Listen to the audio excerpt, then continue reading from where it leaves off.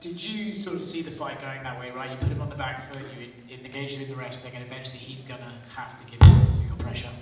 Yeah, that's how you beat Leon. The blueprint was kind of written in a lot of his fights, and I just did it a lot better than I think anybody else has been able to do it. Were you surprised, trying to be respectful to Leon, but were you surprised maybe rounds 2, 3 that he was giving you so much momentum, if you know what I mean? Yeah, even when he shot on me, Leon's a very technical fighter, but when you make it a real hard fight, he tends to break, and I could see he was breaking, and I knew he broke once he shot on me because that's the last place he would want to be is on the ground with me. So once I knew he wanted to grapple with me, I knew it was going to be over soon. He came out quite aggressive, more aggressive than we've seen him come out recently. Did you know in that first round, like, okay, look, he can have the first 2 minutes here, but if I went with the storm, eventually I'm going to start getting going?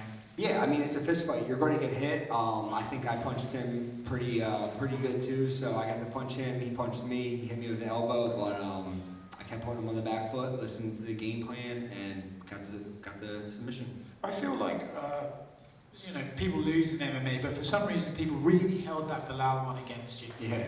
They kind of really, for whatever reason. Yeah. Do you feel like a win like this over a champion who had a decent reign at welterweight sort of really finally does just put that one behind you? It's in the past, you've proven that you've evolved as a fighter, and that performance can't really be thrown against you anymore? Yeah, I think that's been gone since Bilal became champion. It did what he did to Leon. You know what I'm saying? So Bilal, if you look at Bilal's record, he has an amazing record. He has me on there, he has a lot of good guys on there. So for people to shit on me for losing to him, it is what it is. But yeah, that loss was the best thing that ever happened to me. Clearly, I'm on a nice little run here, and who's the last person to finish Leon? Me. So yeah, doing pretty good. What would you like to do next? Who's up? I'd like to go home and sit with my wife and my daughter, who's a couple weeks old. So that's what I'm going to do when I get home. Congrats, man. Sean, right here. You mentioned Leon last time he was finished. He's never been finished before. So you've become the first person, pro and amateur, to finish Leon Edwards. Do you feel that gives you a springboard over Shavkat Rakhmonov for the next title shot after Jack Della Maddalena? I mean, I don't make those calls. The UFC does, but I think if you look at the people I've been beating versus Shavkat, I think I have a pretty good Gilbert Burns and Leon Edwards. My last two versus his last two, I think his were Wonder Boy and Ian Gary. So I mean, I got a nice little record going, but I just want to keep adding names to my resume, and yeah, we'll see what happens. And you've been a father for a few weeks now. Did you feel any of the dad strength in the cage today? Yeah, I felt that the moment I had my baby girl, a lot of things change for you, and just put stuff into perspective like that. Fighting means a lot to me, but it's not everything. And if I would have lost this fight, I would have went home, and her and her mom would have loved me no matter what. So it made me really be able to go out of here and just be free. And you had 18 fights before you became a father, and then this is your first fight as a father. What changed for you, or what changes for you when you go in there? You're fighting for more there now, right? Yeah, you're definitely fighting for more. But yeah, like I just said, it lets me just go out there and fight the way I want to fight, knowing that no matter what happens, I get to go home to a family that's going to love me. And I've learned that after my Bilal fight, right? I was 15-0. I thought if I lost the fight, no one would care. But I just thought my world would crumble, and everyone moves on. There's fights next weekend. Nobody's really going to care that much. No one cares about us that much. You know, we all think about ourselves way too much, and I've been learning that a lot lately. And last one from me, there's a trend, mostly last year, but of fighters weighing in as backups to kind of solidify their title shot. Would you be interested in doing that for the Montreal card, just in case, weighing as backup to solidify your shot if you need to? Well, what's the date of that again? May? Could be a possibility. I don't think it's too far of a flight from Philly. We'll see. Congratulations. Thank you, man. Sean, over here. What's up, brother? Sean, we talked about your jiu-jitsu prior going into this fight. I said you may have the best jiu-jitsu in the division. As a grappler, I really enjoyed the exchanges. Thank you, man. Can we say you have the best jiu-jitsu within the UFC? I don't know. I'm getting up there. If I keep collecting some grappling tournaments outside of fighting and submitting people in the cage, I might get there. I got a lot more submissions to add. There's guys who have lot more than me, but I think I'm definitely starting to stake a claim. And Bilal tweeted, Sean copied my homework. Was that a plan going into this fight to put on pressure on Leon? Because we have noticed when you give him space, you throw the leg kicks, and you come into his game. Yeah. Was that a plan of it? Yeah, I mean, I think I did a lot better than Bilal did. I think Bilal lost a couple of rounds. He had his back taken for an entire round. I think it was, 3-2 when they fought. I dominated Leon every round. No one's ever did it like me. And then I submitted him and made him quit in front of his hometown. You weren't going to, if we were in Philly, you ain't making me quit in front of my hometown. I'll tell you that. I'm going to sleep, son. So just remember that. Honestly, a 10-10 performance, that's one for me. I saw you talking to Jason Herzog at the end. What was going on? He's just a great ref, and I was super happy when I found out that he was my ref. There's a lot of guys who are just getting into the sport, and I was just very happy knowing that I had a true professional ref in my fights. Sean, thank you very much. Good luck. Thank you, brother. Sean, just over here. Would you say you almost root for Bilal in that title fight with Jack? And would you say revenge is fueling you? Yeah, 100%. I've been rooting for Bilal since he beat me. Of course, the better he does, the better it makes my loss look to him. You know, he went out, he beat Leon, and now he's fighting Jack, which Jack's a super tough fight. I was getting ready for Jack for our fight before when I had to pull out, and I know how good Jack is, and Jack can knock anybody out in the world, but you can't bet against Bilal. He finds ways to win, and I think he's going to win that one. And of course, I want him to be champion when we fight again. But if for some reason he does lose, I would fight him for a #1 contender.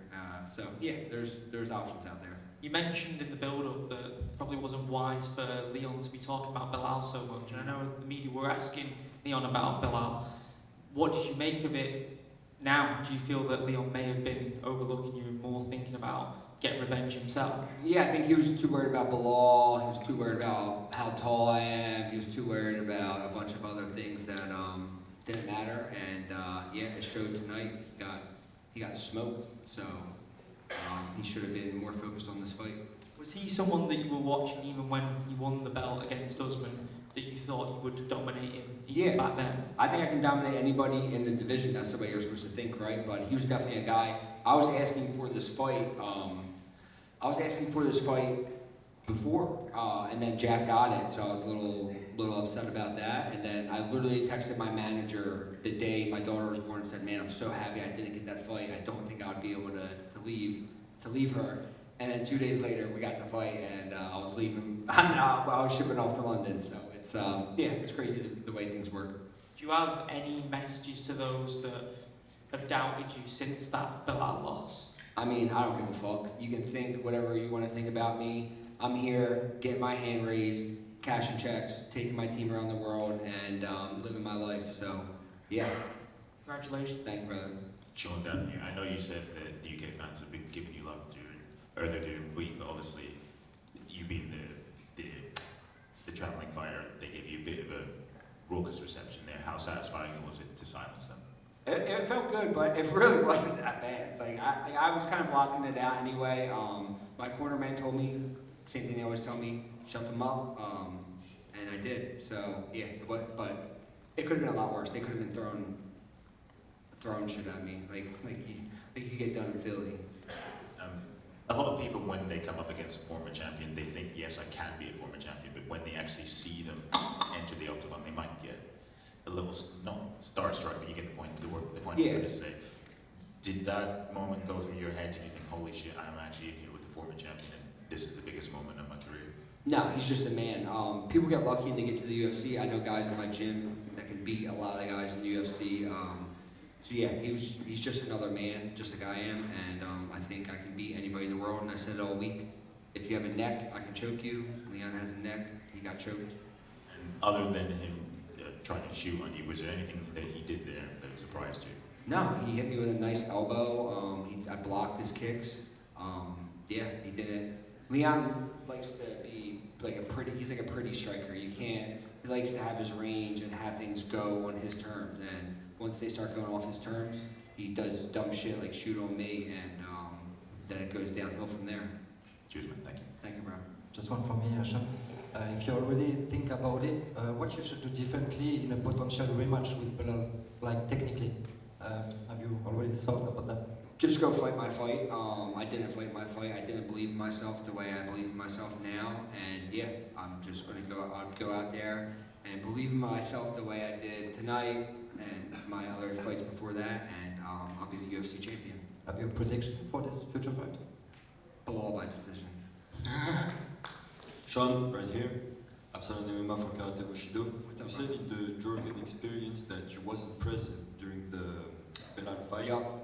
Can you share with us the tools that you used to be present in that fight? Yeah, just being where your feet are, just taking one step at a time, not thinking about the past, not thinking about the future, just being locked in, 25 minutes, focused in what you're doing. And I feel like a lot of us do that. We kind of think about the past, we think about what we have to do tomorrow, next week, next month, instead of just enjoying what we're doing in the present moment and yeah, living for now. And that's how I've been living my whole life.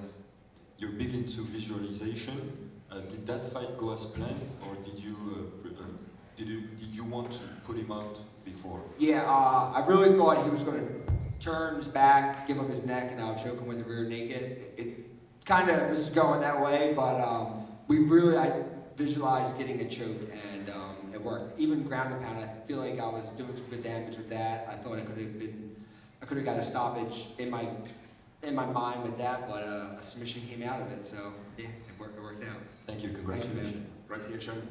First of all, congratulations on the victory. Amazing display of jiu-jitsu and grappling. Everyone has been talking about this week the high difference, when in reality facing a taller opponent is often an advantage in grappling. Do you think Leon's height benefited you in dominating the wrestling exchanges? Yeah, I mean, I've went up against guys with that body style my entire career. I'm 5'9", I've always fought at 170. There's advantages of being tall, but there's disadvantages, and getting on, like me getting my takedowns are a lot easier. Me doing a lot of things on the ground are a lot easier. So there's sides of it, there's advantages for every kind of body style. Yeah, I'm not as tall, but I'm powerful and strong when I get into my shots, and then my control, obviously on the ground. He never got back to his feet, so it's just you have to game plan for the kind of body style you're fighting. And even when we got in there, he looked a lot taller at the weigh-ins. I think he had some platforms on or something, but he wasn't that big in there. So yeah, everyone's the same size when they're laying like this, so it doesn't really matter. We also see how much you have evolved from that loss with Belal. What changes do you think we could see in you in a next fight with him? Get my hand raised. The last one, Sean, for me. If you could say who are, for in your opinion, your top 3 grapplers ever in MMA, who are you? Man, that's a tough one. For me, I would just say my number 1 is George St. Pierre. GSP's my idol. That's who I kind of try to model my career around. Him as a fighter, as a human, as a person. He's just a great role model for the sport. GSP's my number 1. Thank you, Sean. Thank you, brother. Last question right here. Okay, Sean, congrats on your weight. I just wanted to ask you, in such a talented division like this, with rising stars like Shafkat, Jack, and Gary, and those names, do you feel like this victory is more than just a win against a former champion in his own home? Do you feel like this is like a statement for you in the division? Yeah, I mean, you tell me, is a statement coming in here beating Leon in his hometown? I think so. If you look at Ian's last performance, and Shavkat wasn't great. Jack's fight before that, he was losing to Gilbert Burns before he wasn't. So, yeah, I just dominated Gilbert Burns. I just dominated Leon Edwards. So I think I'm right there. Thank you. Thank you.